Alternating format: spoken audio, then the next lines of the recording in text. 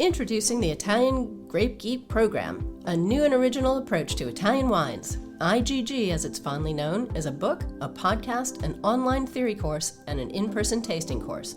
Our pocket-sized book briefly introduces 80 grapes with benchmark producers, helping you find and taste these great wines on your own. Space to make your own notes makes the book a personal record of your Italian wine journey. No time to read? We've read the whole book out loud with added insights from Italian wine ambassadors. Listen for free on Italian Wine Podcast. Obsessed with Italian wine? Take the super accessible online theory course. Get certified as an Italian grape geek. Want more?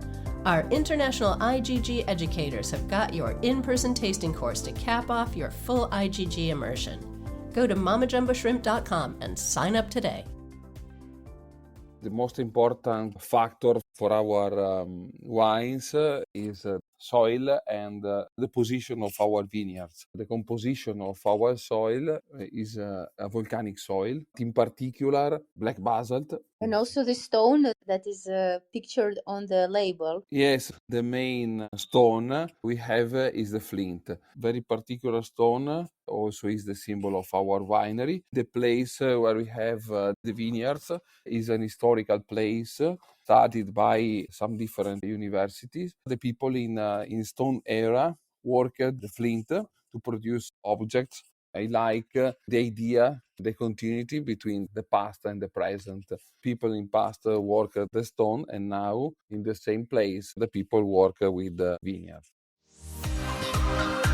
Welcome to this special Clubhouse session of the Italian Wine Podcast. Listen in as members of the Italian wine community engage in fascinating conversations about contemporary wine topics.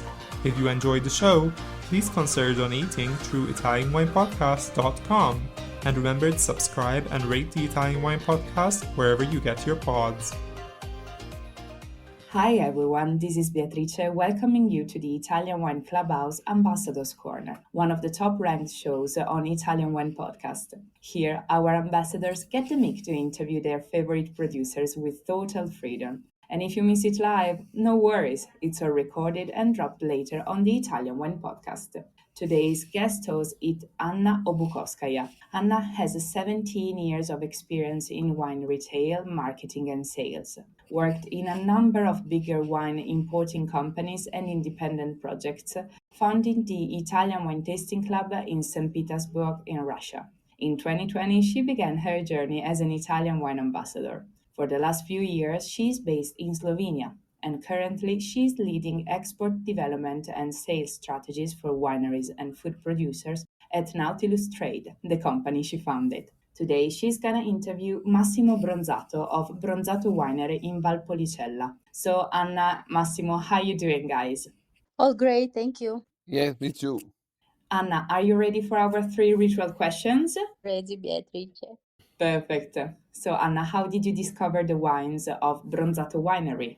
Well, it was just recently, I must say. Actually, I discovered it at Vinitaly in Verona this year. And then from the first sip, I realized that this is a very interesting wine. It stood out somehow, but I can say it was not love at the first sight, because then I got a chance to visit Massimo in October in his winery, and then I got to see the vineyards and got to understand more of his philosophy, and that's when the click happened. So tell us, and why did you select Massimo as your featured guest?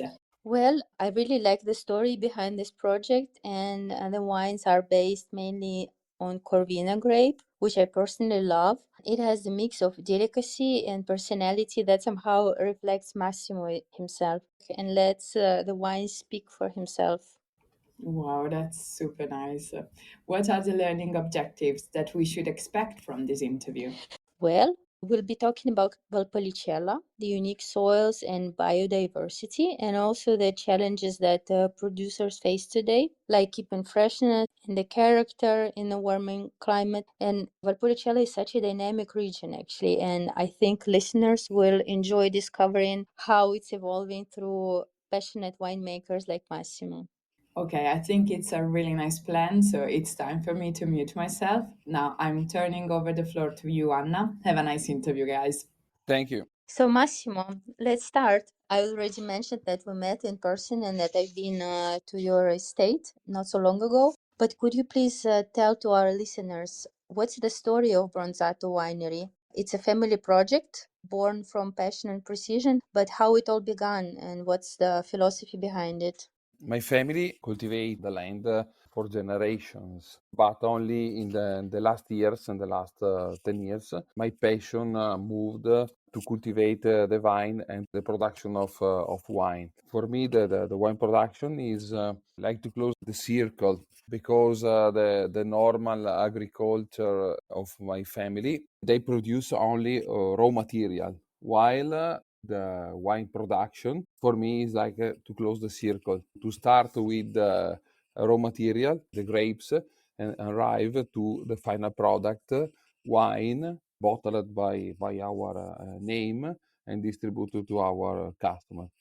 Yeah, it's really interesting. But when exactly you personally got fascinated by wine as a product? Do you remember the day when you decided to become a winemaker? Yes, when I was young, I never thought about wine production. It is an evolution. There is no specific day. It was going out to my family job and maturate this idea because my grandfather produced wine for themselves, not for commerce.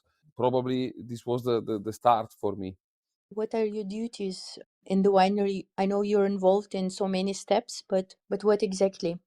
Normally, in the past, when we started the activity, I followed all the activity from the care of vineyards to the winery.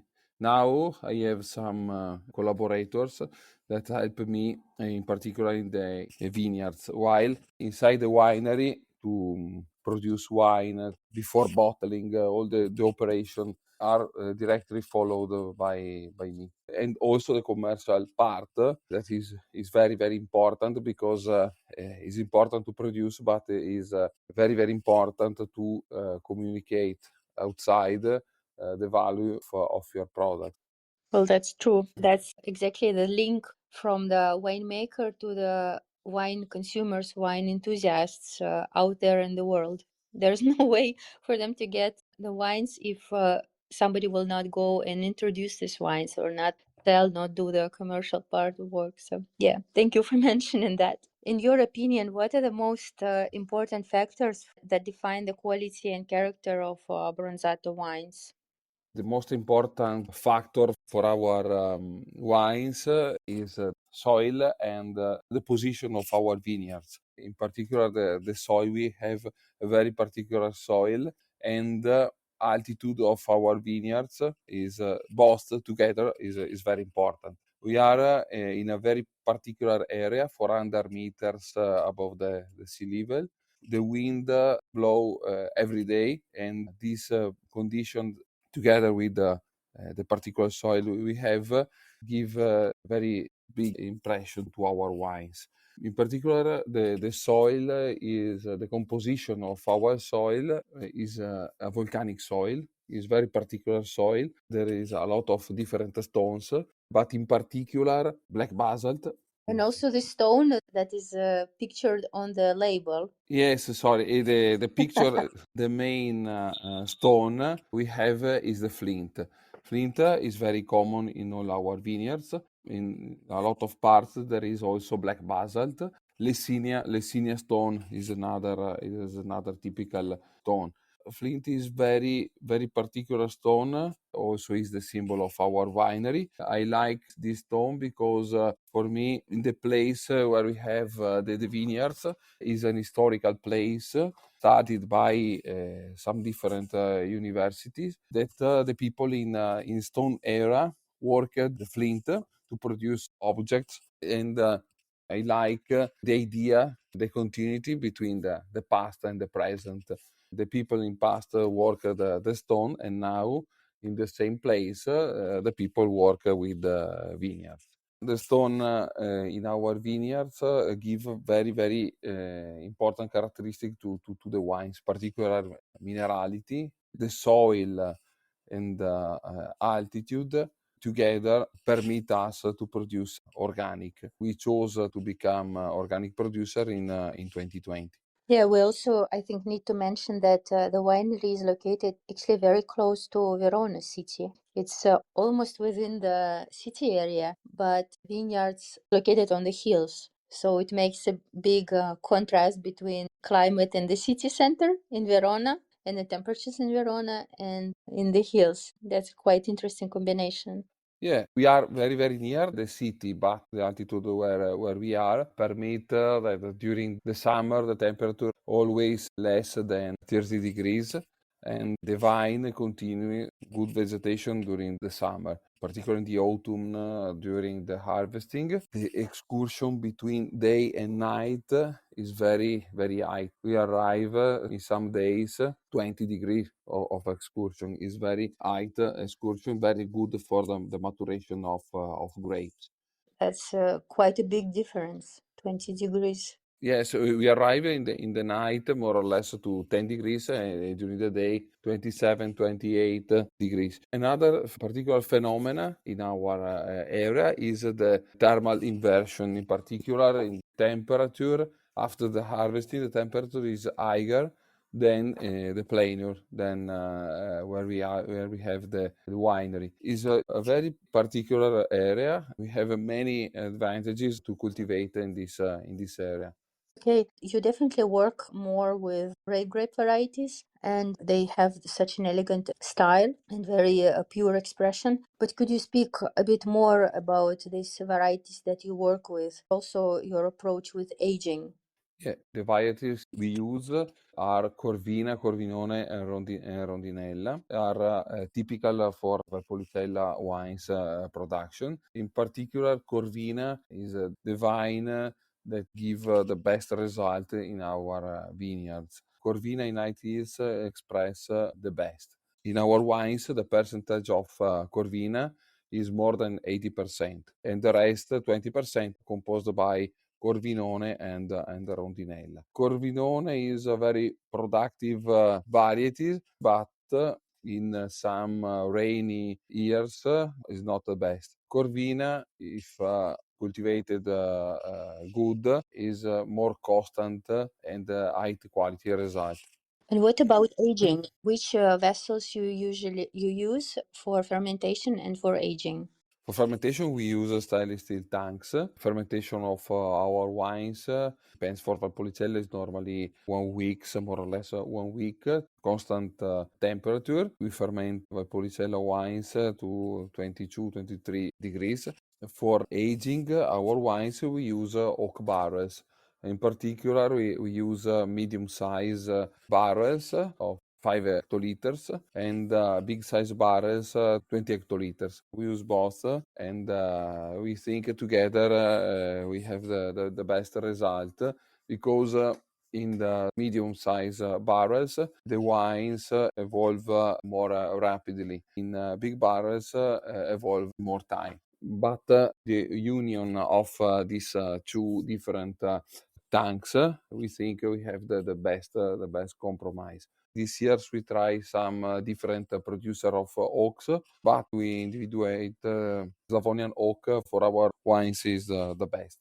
Okay. I think also this knowledge comes with an experiment. You didn't know what's the best is working from the first day. It took a while. So how long approximately you're aging your wines in the barrels?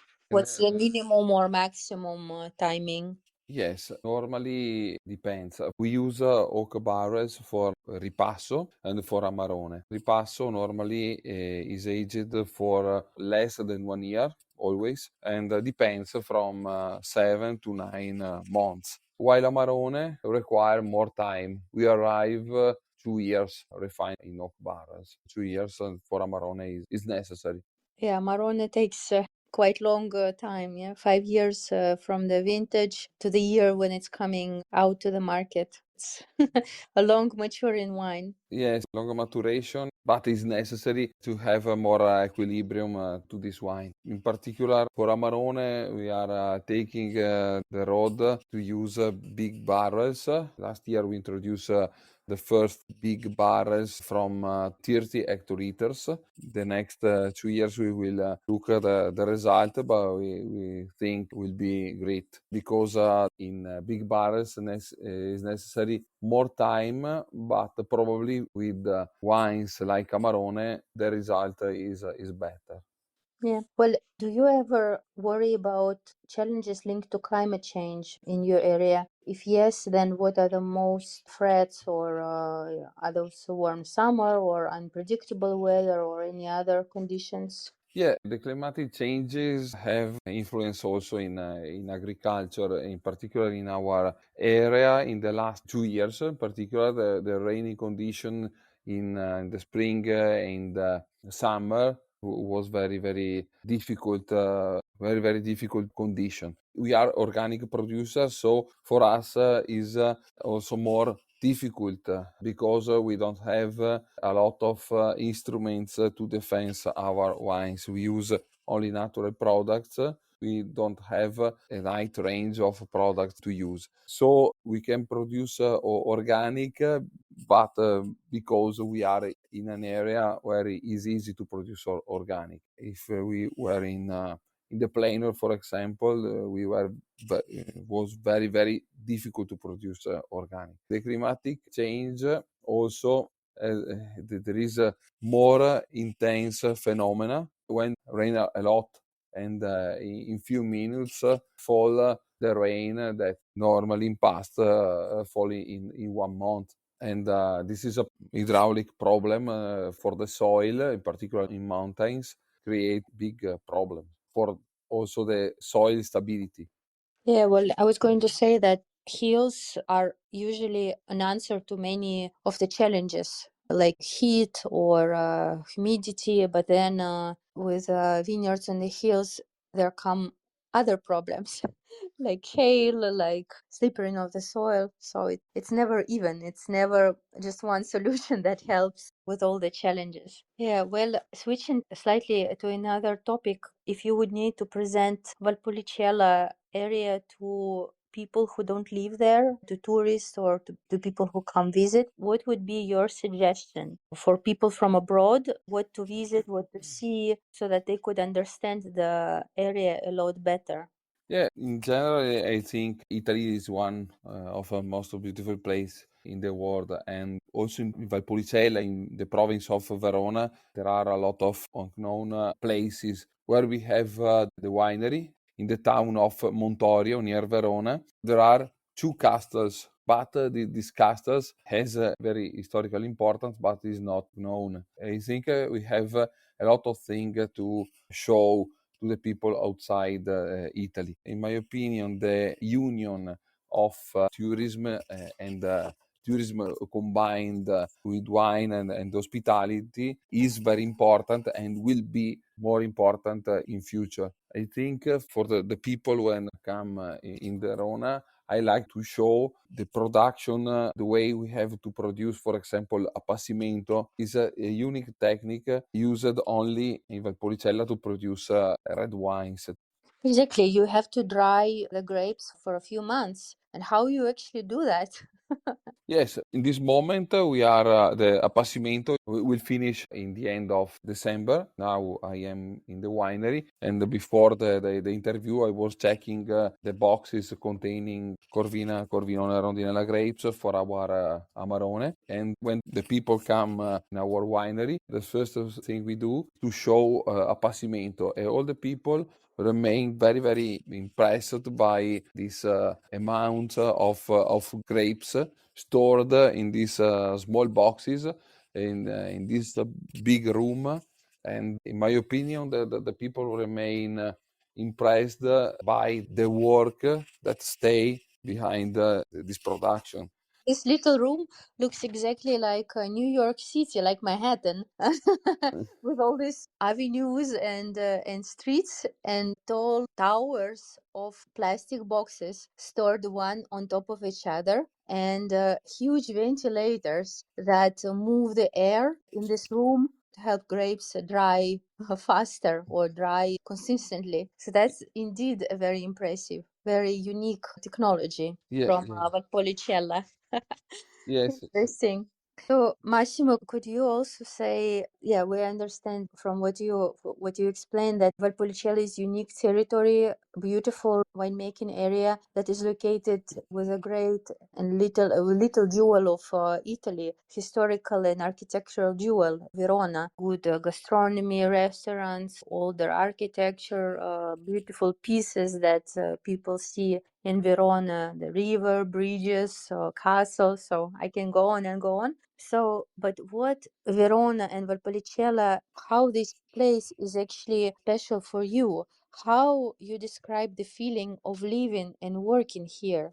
Like you said, we are near the city of Verona, so we have all the services of the city. But we are at the same time outside of confusion. We are in a small town, few minutes. You are completely outside of the inhabited area. Particularly in our vineyards, is a place where there is no house. Only in distance, you look at the city of Verona. You can look at the Garda Lake. You can look at the Apennines. It's very beautiful to work in the vineyards. The problem is the phone. The problem is the phone that arrive everywhere. Yeah, that sounds really like a beautiful life, having Garda Lake and having a beautiful city, Verona, and living on the hills in a more quiet area. Well, that's definitely a must see once in Italy. We already discussed with you how important is a commercial job, this part you do, to make your wines accessible to different markets. Could you speak a little bit about which markets already have your wines? Where is it possible to find them already? In which countries? Yes, we are a new winery. We have an history of a few years. So we start the commercial activity in Italy, Italian market. We are very good distributed in many Italian provinces. 3 years ago, we started the process to go outside Italy, in particular in Europe. Europe actually is our main market. Particular Northern Europe, we have many good customers. For the future, I think despite the duty introduced by the last government in the United States, I think USA will be a very interesting market for the future. Yeah, definitely. It's not an easy path. It's not an easy work to do, especially for a small winery to reach out and to find enthusiasts, find people who would love these wines. But it's definitely a very important job. From my perspective, what I see in recent years, it's more and more interesting to see all the smaller wineries out there, to see some new names, especially from well-known areas like Valpolicella. Of course, there are historical families, there are producers who've been out there decades and centuries, but life goes on. And with a young generation, with a young passion, there comes a new expression of the wine. And this is what we like about this product, about the wine. There's always something new going on. So I wish you a lot of luck finding right people, finding right partners, so that your wines will be accessible in more markets in the future years. Massimo, another question. I usually ask all my guests this question. We are all somehow foodies. We all love good wine and good food. So could you advise something local to try if a person comes to Verona or Verona area for the first time? Which are the dishes that are must try when in Verona and in Valpolicella? Is it some kind of a pasta or particular kind of pasta or some other dishes? Please tell us. Maybe some particular pastry. Your advices, please. Yes, I can. My preferred is risotto with amarone. It's very beautiful main course. So classic. Is classic. Risotto is typical from all northern Italy, and the variant we do in Verona is risotto with amarone. There is another good kind of risotto all'isolana, is with beef and pork meat. Another typical dishes used in particular in the autumn and winter is boiled meat with a particular sauce named peara. Peara is very common in all the province of Verona, and outside of Verona, also in Veneto, is not known. It's made with bread, with old bread, hard bread, and is mashed and boiled together with water and broth.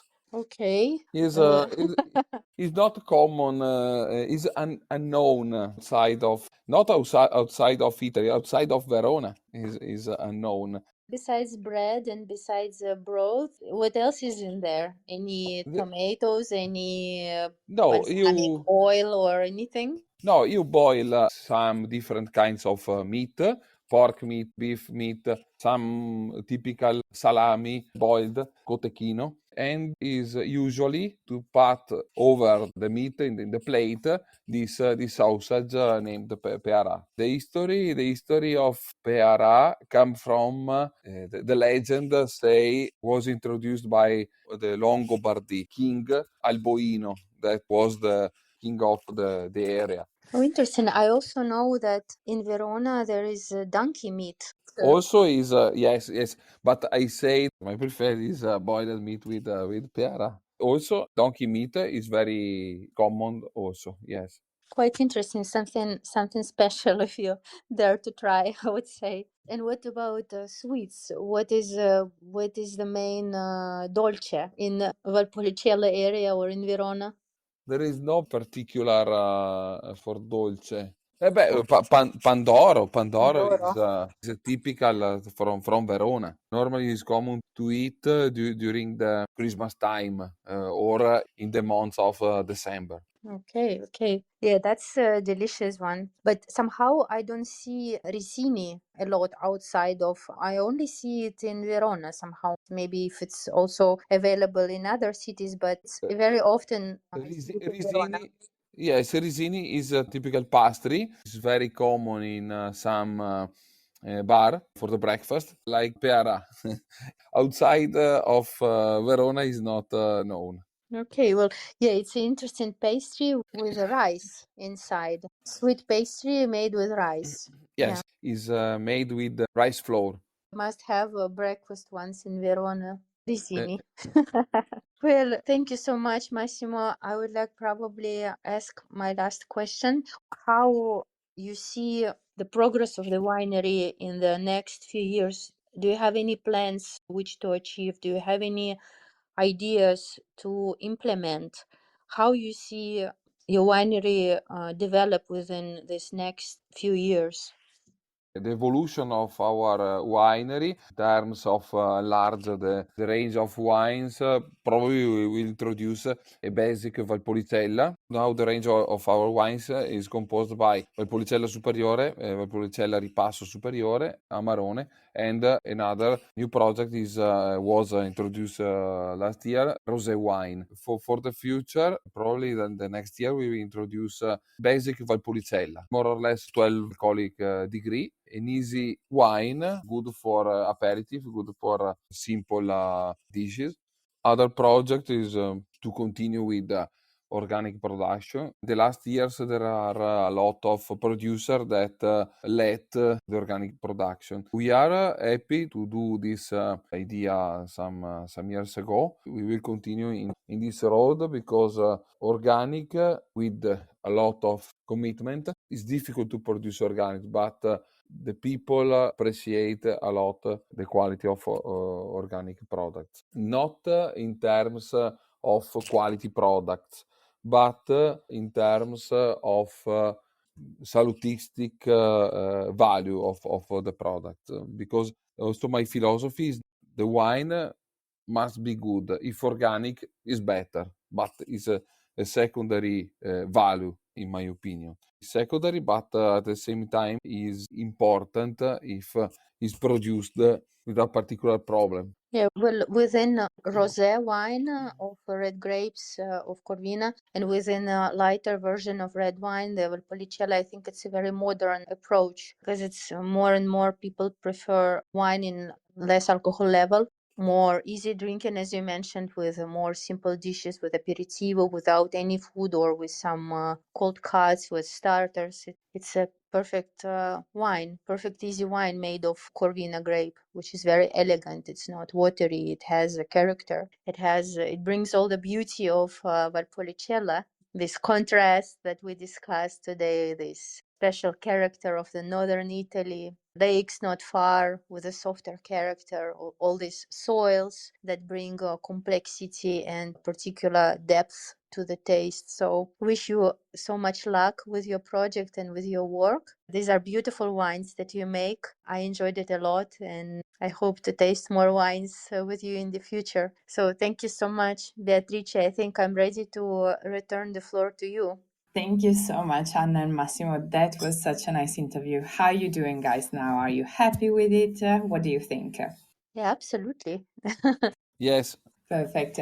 Thank you so much, guys, for spending time with us. For those who are interested to participate, just send us a DM through our Instagram or mail our Italian Wine Podcast producers at info@italianwinepodcast.com. Thank you, everyone, for listening in, and thank you again, Anna and Massimo. For me, it's a wrap, so ciao, ciao. Bye-bye.